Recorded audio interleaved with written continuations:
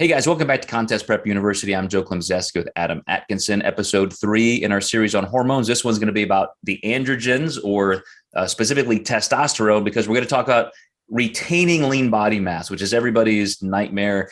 Everybody thinks we have to change our diet, do things, eat way more protein, way more fat, because testosterone is a cholesterol-derived hormone.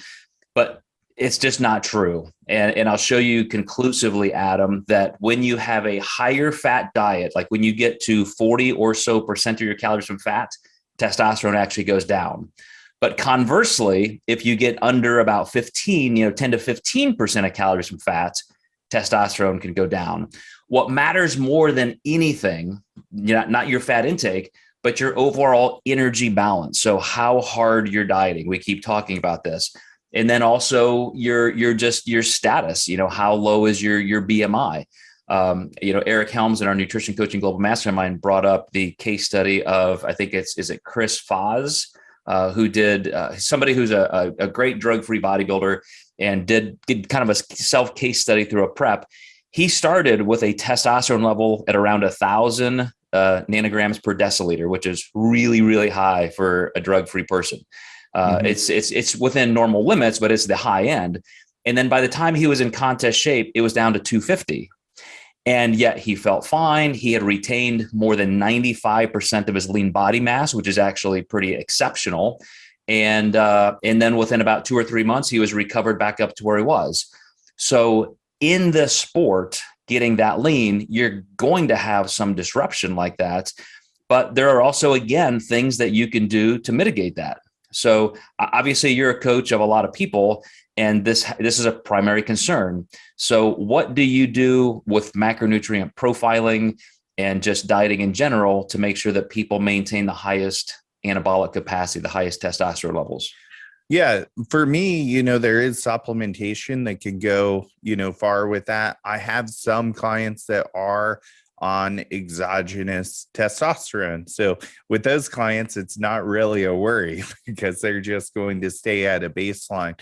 But there is a lot of confusion. For anabolic reasons or TRT reasons?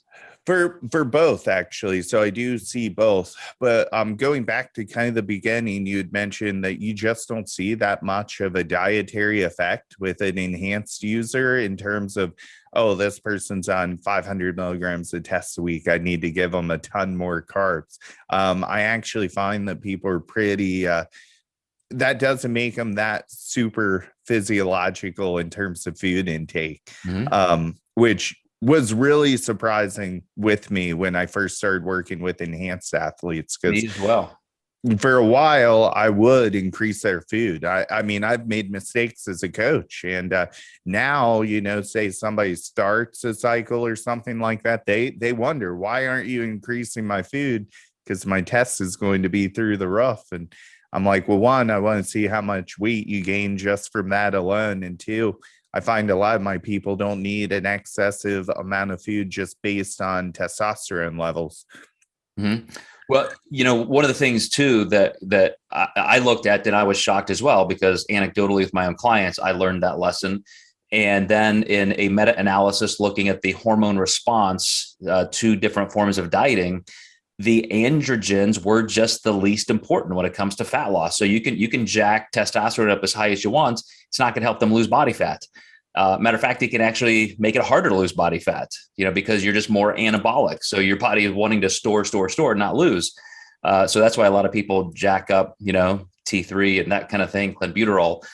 But, one of the things to remember is, given a level playing field, here's your caloric density, your energy balance, and you think, okay, I need more testosterone in circulation. Perhaps I've got time in my diet. So what should I do? Studies show that if you increase carbs, you'll get more testosterone boost, more because of the increase in total calories, but also the hypothalamic response. It's not as sensitive. Your hypothalamus isn't as sensitive to fat increase in your diet as it is to the carbohydrate, because, again, of circulating insulin and things like that. Yeah, and this is why we like to do refeeds and diet breaks and so forth through the process. Another thing I wanted to add is, that estrogen ratio to the testosterone is really important. A lot of guys don't even watch that. They take an AI and they crash their estrogen, and then their connective tissue isn't even good anymore, and they start having joint pain all the time.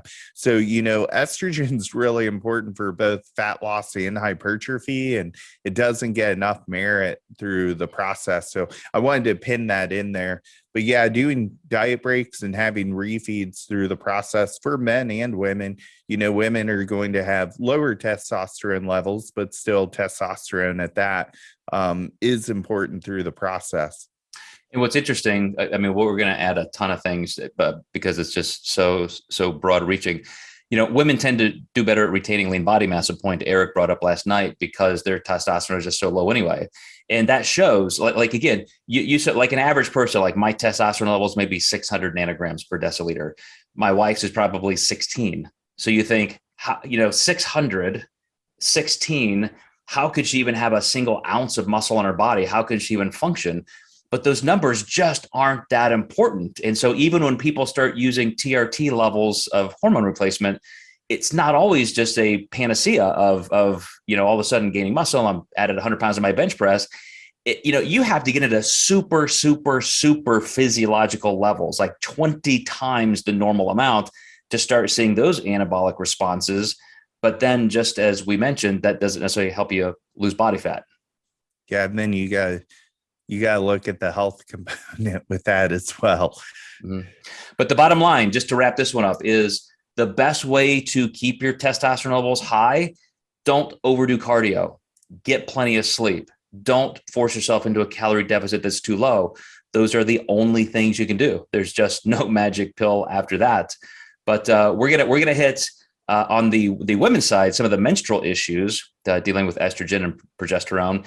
Then we're going to wrap it up in segment 5 with kind of the money load, which I think you guys are going to be a little bit surprised to find out how you can really have your best contest prep managing these hormones. So we'll see you next time in Contest Prep U.